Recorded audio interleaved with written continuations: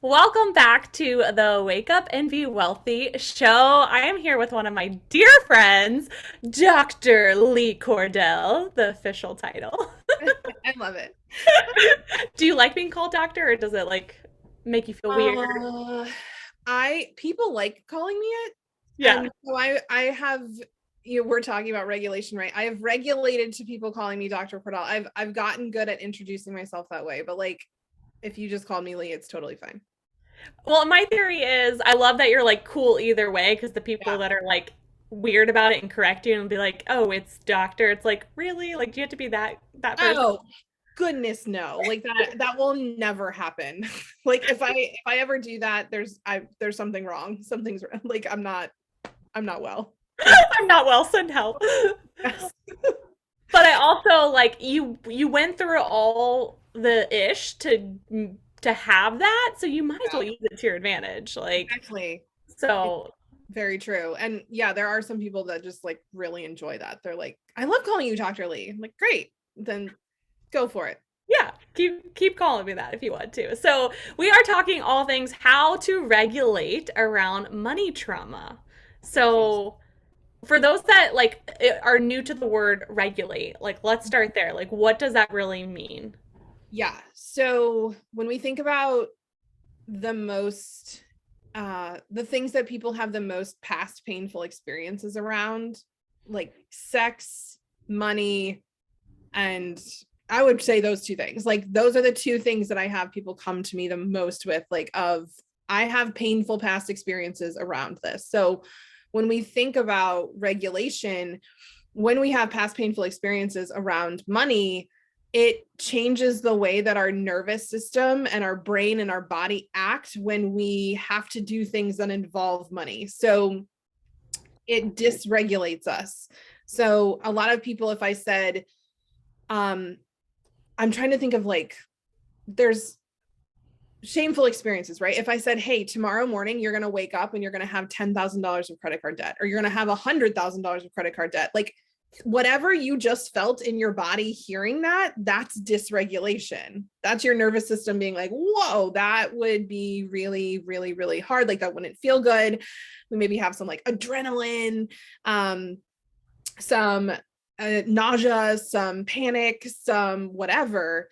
That's dysregulation. And so what a lot of people don't realize is that we may not be waking up the next day and having an extra 100 grand of debt, or having something that big happen. But when you have an unexpected $100 expense, or when you're looking to hire a coach and it's more money than you've ever spent on help or support in your life, or somebody wants to pay you more money, because it's not always in the quote unquote negative direction. Somebody wants to pay you more than you've ever been paid in your life. All of those experiences, when we look at our past, can cause dysregulation. And so regulating around money is like it's so important as a entrepreneur, as I mean just as a human in general, to be able to, whatever happens with money, like come back to a calm, relaxed body and a brain that is fully working and not in panic mode, to be able to say, okay, what am I going to do about this? Mm-hmm. Well, and I feel like when we go into that panic mode, that's when, like, I know you talk about a lot of times Yeah. flight, fight, or freeze, or fawn. Like, and a lot of times I think we run away. We're like, I really want that program or want to join that coach or even just like something fun. Like, I really want that, cute outfit, but, and then we run away. So then the pattern is going to continue, correct? Like, Yeah. if we don't address it, it's going to continue. Yeah. So trauma patterns get wired into our brain. And so I like to think of it, it's like if you run the same train down the same track over and over and over when you're younger. So if you're taught like, you're not allowed to spend extra money. You're bad with money. You make bad decisions. You make bad investments. You're not responsible. Money burns a hole in your pocket. Wealthy people are bad. To be rich is to be selfish, like whatever these things are. And I know a lot of you might have heard one or two of those and felt that in your body if you're listening. Mhm. Those thoughts, when we think those things over and over, it's running a train down a track over and over and over. And so when you, whatever you learned as the behavior to that goes along with that thought, that train running down the track. So if you learned to hide or avoid or to not do the thing because you felt shame around it, or if you learned to like be rebellious and fight back and like say forget you, like I'm going to go spend money wherever I want, and then you do end up kind of making some irresponsible decisions confirming what they said, and it becomes this whole big thing. Or if you go into freeze mode and you like can't even decide what to do because you can't find a decision in front of you that feels safe or right, you get into the habit of that. And so the more we do it, the more we do it. So regulation is really about seeing those patterns, understanding like where your trains run, where the tracks are laid for you, where the train runs down the tracks, how the train runs down the tracks, what you do in response to that. And then coming back to a calm, relaxed body when you notice you're there, and noticing the thoughts that are popping up and being like, okay, what do I want to choose differently?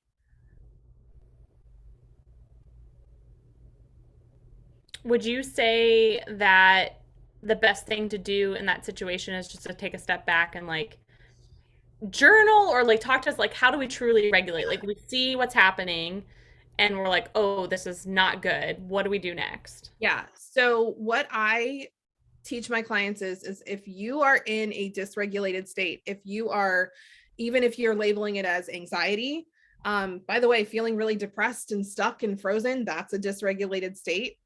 It's not always the presence of a lot of emotion. Sometimes it's the lack of feeling or emotion that means you're dysregulated. If you are not in a, literally, that's the way I think about it. If there's tension in your body in either direction, if you're feeling frozen or you're feeling like you have to move and you have to do something, then practicing dropping into your body and physically relaxing it.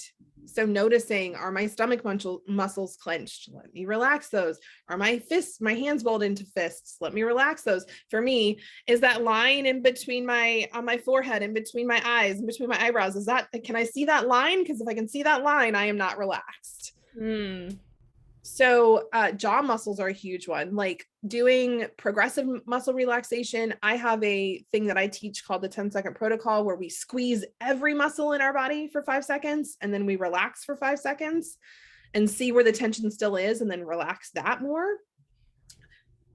It seems like so simple to think, oh, I just have to get to a relaxed state, but like that's legit it, because when you get there, it changes your brain physiology.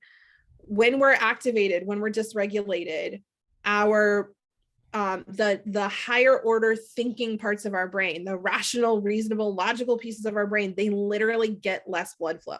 They get less blood flow. Those neurons are told, hey, we don't need you right now because we need to survive. And so when you can relax your body, what that tells your nervous system is, hey, we're not in danger, so we can go back to thinking about what's going on. So anything you can do to get to a more relaxed state is going to allow that thinking part of your brain to come back online and be like, okay, wait, but like, is this really that bad? Or is this really that scary? Or am I, I've tried not doing this 7 times in a row and that hasn't worked. So maybe I Yeah. should try doing it this time. What do I have to lose, right? What do Like, I have to lose? Yeah, we yeah. actually, one of my favorite regulation games that I play with my clients is worst case scenario. We play worst case scenario and we get them all dysregulated. Like we go to that place where they're like terrified and we get them to that dysregulated state. And then we practice coming back to regulation. Mm. And what their body learns is like, oh, that place I'm so afraid to go isn't that scary. Like I'm not actually going to die if I invest in this coach and it doesn't work, or it's not what I thought it was going to be, because like I can handle whatever comes next. Mm. I think when you listen to your authentic self and your intuition, like it truly does know best. And Yeah. it normally happens fast and then our brain catches up, right? Like kind of thinking about the 5 second rule with Mel Robbins, like then we're like, "Ooh, all the fear like creeps in." And then we try to sell ourselves on talking ourselves out of it. Yeah. And then that's when we're like, "Oh, yep, that's we believe that more than that intuition that happened in the beginning." That I know for me, I had a serious pattern of like seeing this thing that I wanted, like whether it be a group program, a coach, a mastermind. I would go to the sales page, I would read it over and over and over again. I would book the call. It Yeah. was terrible. It happened over and over and over again. And then the doors would close. And then the day after doors would close, I would have non-buyer's remorse that Yeah. I didn't do it. I like was so mad at myself and Yeah. I kept seeing that pattern. So like to your point of like we've tried to do it 7 times this way that I'm like I get to trust myself that I can do this. And the minute that I started to trust myself, then I proved to my brain that like look at all the good that just happened by you trusting yourself and leaping. And it's gotten easier over the years. I well, I'm just going to say this quick for any entrepreneur listening here. If you do not make a couple of posts after you close doors to your program saying, if you still want in, come join us, there's still space, there's still room, unless there's not. But most of the time when we close doors, it's not like, oh my gosh, they could like, they can't come in. Right. It's not like a cruise ship sailing away where you're like, Right. hey, bye, you can't join us. It's usually like, okay, you missed the first call, but whatever, there's 40 more. If you're not capitalizing on non-buyer's remorse, because there are humans out there who need the doors to close to realize they wanted something, you should. Yeah. So I'm just throwing it out there. That But is a no, that's a ninja tip right there. yeah, So, it's a huge thing, and like make them feel safe and seen and accepted for doing that, because yeah. you may be the last time that they do that because they felt safe to like hop in and they realize that that's okay. Um, but yeah, I think what you're describing is, you know, it's freeze, it's can I make the decision, it's can I trust myself. And we have so many opportunities at when we're younger where like life just teaches us, a lot of us, like you can't trust yourself, you're not good at making decisions, you have to rely on other people. And so I want to normalize that, because what I don't want to do with this conversation is be like, oh yeah, like just go regulate and everything's fine. You know, for some of us, it is a harder thing to do. And the way that I know, as somebody who really had to recreate trust in myself, the way that I know that something is the right thing for me intuitively is if I'm super excited about it and I also feel like I'm going to throw up even thinking about doing it. Yes. Right. The way that I know that something is an edge that I'm supposed to push is I am terrified and really excited at the same time. So I'm looking for the intuitive yes and the fear-based no, because it means I'm doing something new. It means I'm doing something different. Our fear pops up when our brain is scared. And one of the biggest places our brain gets scared is when we do new things, because those are potentially dangerous. Something bad could happen. So I think a lot of us have been trained to feel that fear and take that as I'm not supposed to do it. And what I tell people is if I'm like, if you think about saying yes to that thing and it like turns you on and gets you excited and you're like, oh, that would be so amazing. And your fear, and it's something like it's a stretch, but you could figure it out, right? It's not going to completely strain your financial or your nervous system. It's a stretch. And also your fear is like, no, we can't do that. Because here's why, because here's what's going to happen. Like that's the decision you're supposed to say yes to. That's how you know that's a yes. And I feel like when you start to I call it treasure hunting, when you start to like figure it out, there's money starts popping up. You're like, you get that new client, you then maybe there's a savings account you forgot about, or you get a random check in the mail. Like it's just interesting when you start to it's free to think about, well, how could I create this opportunity, right? Like you don't have to sign the dotted line right in that moment, but like if you're having those feelings, start to just even like, well, how could I make this happen? Yeah. and then like seeing is believing. And when you start to like really see how you could do it, like one of my biggest investments was one of my coaches, and I started to do that. Like I didn't say yes to him immediately. I was like, we will work together, but I need some time. Yeah. And I meant it. And so I had to get childcare in order. I had to create the cash for it. But it was interesting because it happened. Like Yeah. I allowed myself to be there and to say yes, and I get to work for it. Like I get to create the resources for it. I love that because that is a form of regulation, right? It's let me try on the yes. Yes. So I'll have clients if we're on a sales call and there's some hesitations or there's some big fears there. I'm like, look, I'm not asking you to sign a contract today. What I want you to do though, because I think you are a yes, like I'm getting my nervous system is picking up on your nervous system's yes, like I can feel it. I'm like, try on your yes. Say yes to me here. Mm, Just practice saying, yes, I want to do this. I love that. And that has to be aligned. Like that can't be a manipulative Yeah. thing. Like that has to be, they really actually want it. Practice saying yes, and then go off this week. And every morning this week, just remember that yes, and get curious about how we can make that yes a reality. Mm. If we get to the end of the week or the end of the 2 weeks and like nothing's happened and nothing's worked for you, and you don't have a single, I like call it breadcrumbs, right? Like if there's not a single breadcrumb leading you back to this, then it's not the right time. And maybe we just need more time, or maybe it's not the right container. Maybe something needs to change. Maybe we both need to be in a different space. We don't know. But when I have clients do that, so often they're like, oh my gosh, you will not believe what just happened. And I'm like, yes, I will. I will absolutely believe whatever you tell me right now, because you got your nervous system on board with this being safe. Yes. We can't practice curiosity in a dysregulated body. We can't.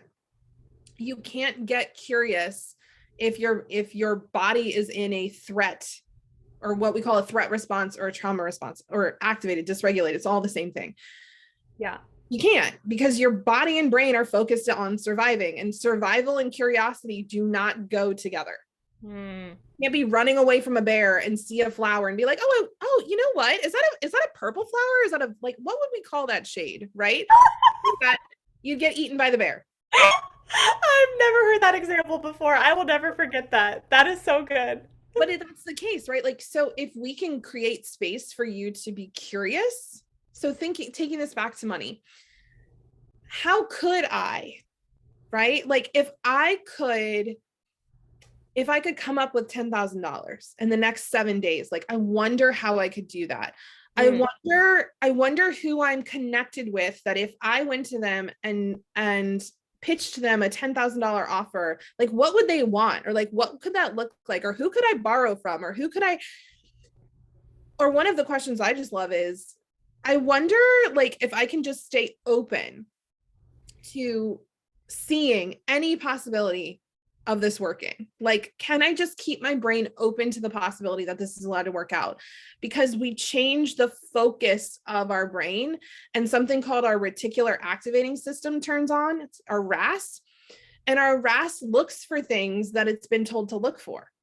So it's like when you buy a new red Toyota,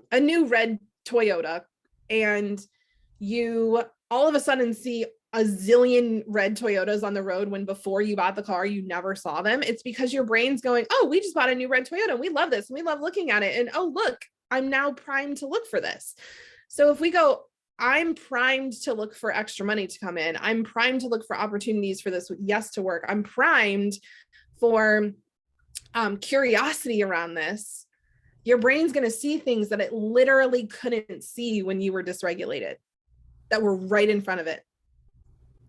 What freedom is that? Like that is, you can't put a price tag on that.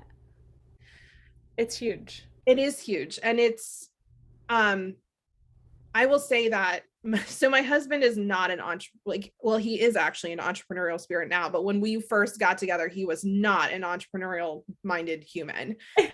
grasp was like, entrepreneurship doesn't work, right? Like, and so he never saw opportunities for that to work. So when I would go to invest, or when I wanted to leave my 6-figure job and I am the sole income for the house, his RAS is like, the heck you are, like, you're not doing that. Like, that's so dangerous. I don't see any ways this works. And so I had to like really stay regulated for him and be like, no, this gets to work, and keep my eyes open for all these opportunities. And so many synchronicities started happening that he was like, what are you doing magic? Are you like, what is this? I love that so much. It's beautiful that you can make an impact on somebody that way, right? Like it's so possible for anyone to step into this. And that's why like when people are on quote unquote on the fence, I love just to coach them because I know that when they say yes to themselves, there's this whole other life waiting for them. Yeah. It really has nothing to do with you or me. It has everything to do with them. It's so beautiful.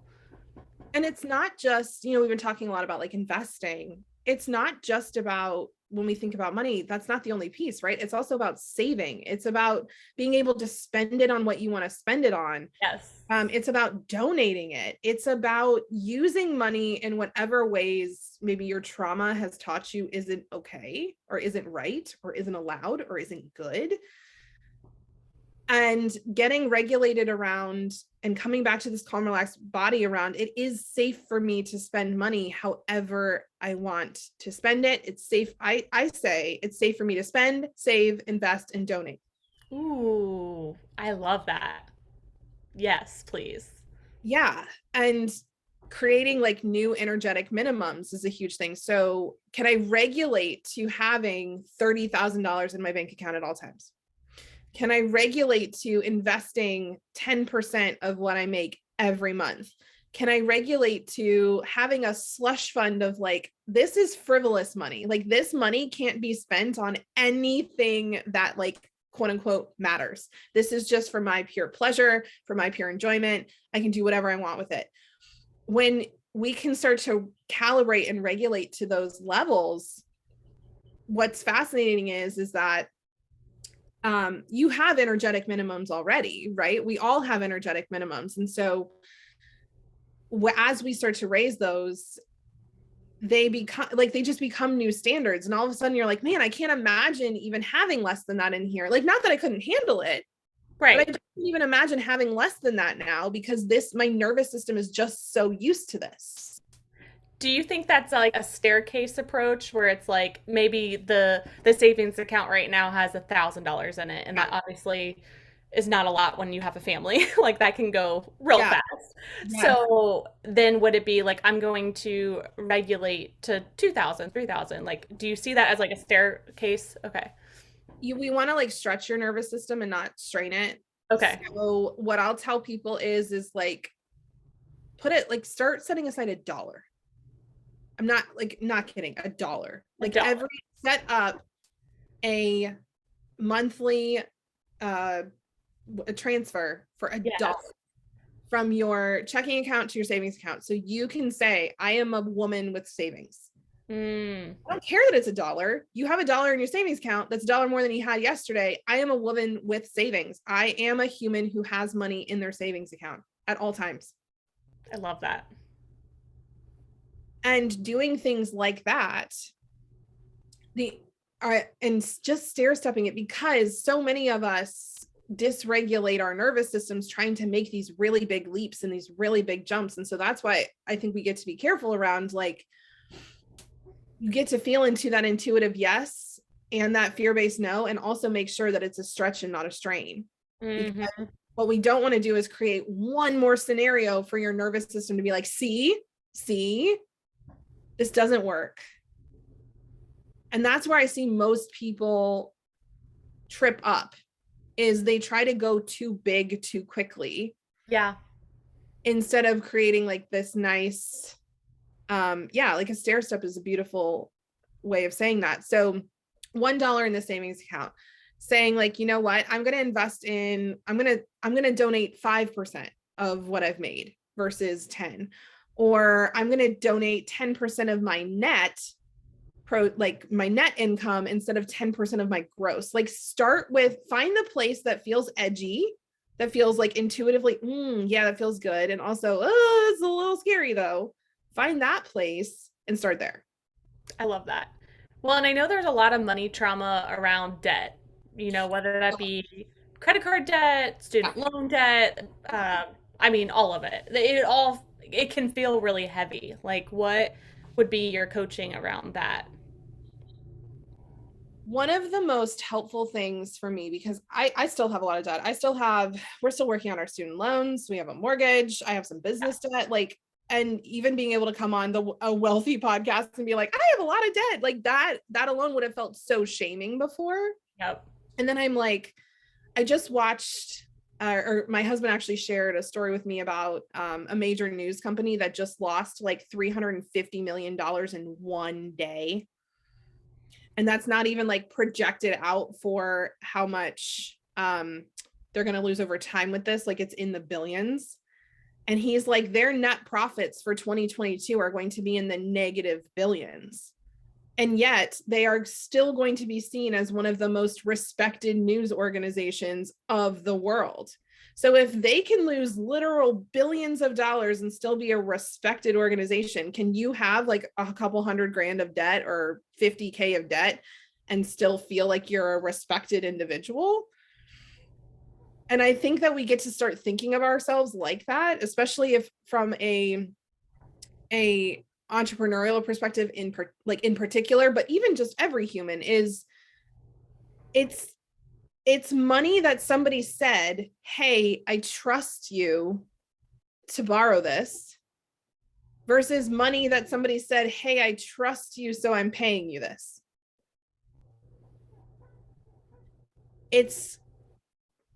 It doesn't make us, we've demonized debt to the point that I think a lot of us have so much shame around it. And in reality, I'm like, look how trustworthy of a human I am, that like they were like, absolutely, you can have this 6 figures to go to college and get a degree. And like, yes, you can have this business loan. Like, wow, I'm a really trustworthy human. I love that.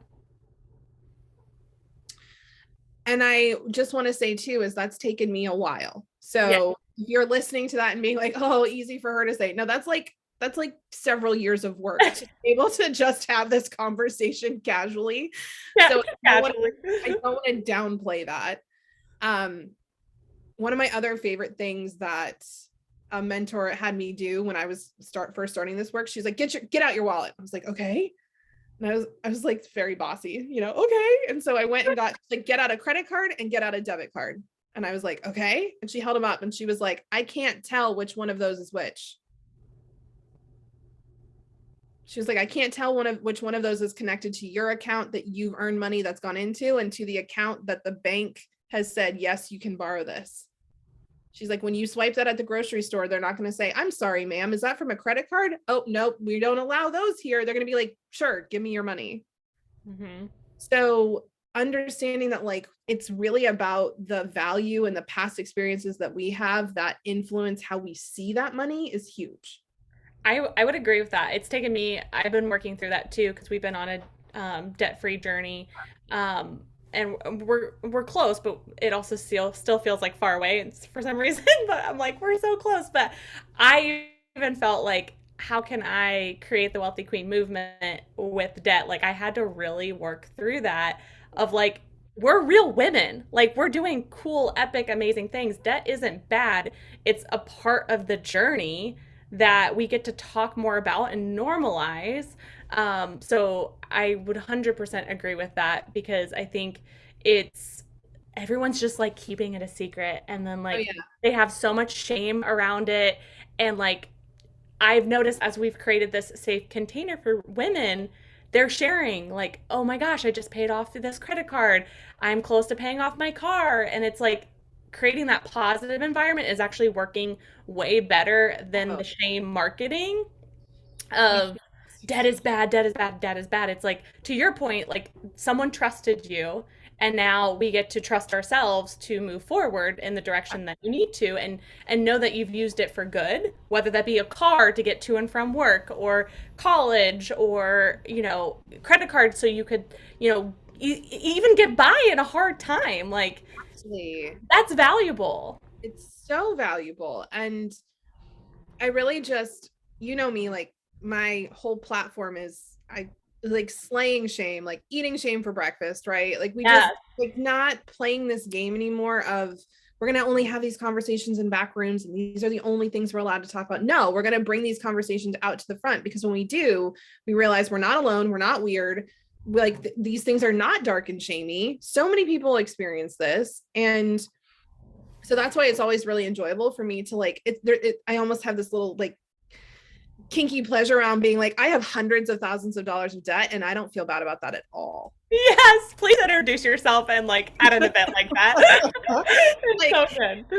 and just really remembering that that is I mean, y'all, we live in the United States of America. Like we're trillions of dollars in debt. That's why we pay taxes. Like that's like debt is part of our lives, and it's not, it's a tool. It's not something to use to like beat yourself up over or to give yourself a hard time, because I promise you, just an invitation here. Like this is the question I like to ask for my clients when they're like, but Lee, I'm like, how's that going for you? Yes, yes. You Like, how's posted it, that one day, and I was like, oh, yeah, it's so good. how's that going for you using shame to try to pay off your debt? How's it going? Hmm. Because I have a guess, since you're here listening to this, probably it's not working if that's a strategy you're using. And so the new strategy gets to be is like, oh yeah, no, I'm just a human that people trusted to have this money, and I can trust myself to pay these things. And you know what, if I have to pay a late fee, I have to pay a late fee. Like if I have to, like whatever I have to do to handle this, I can do it, and I'm not going to die. Yeah, I love that. So we're eating shame for breakfast, Yes. and we are embracing all parts of ourselves and really focusing on regulating ourselves around money trauma. Because the more you do the work, I really do believe we can get to that next best place. And it feels so good. It's so powerful. So I feel like I could talk to you for hours, but I know you have a cruise. You get to get ready for your cruise. A cruise truly does leave. I know. So I know. don't, I know. I use that example because I was like, no, we're gonna make sure we're on that boat. yeah, So don't miss the boat. But for those that don't know you, where can they find you, connect with you, and get to learn from you guys at the Institute? yeah, so I would say best bet is to just go to our website, institutefortrauma.com. We have self-paced courses, we have live group programs, we have year-long and certifications, and our free Facebook group and podcast are there as well. So like you can just kind of peruse around and see what strikes your fancy and go from there. Yes, and you will literally not regret it. Make sure you're following Lee on social media. We'll make sure we link everything in the show notes for you too. But you will, Lee's always putting out phenomenal content and has just amazing programs and is just a really good human. So make sure you go say hi to Lee. You. I that means so much to me coming from you because you're also a very phenomenal human, and so I appreciate that. Hey, we get to keep hanging out and changing the world together. Yes. It's awesome. Well, thank you so much for your time and helping us regulate our bodies around our money trauma. I know it's so needed, and women deserve to feel amazing with money. So I'm excited for everyone listening to take this, run with it, and really work through it. So until next time. I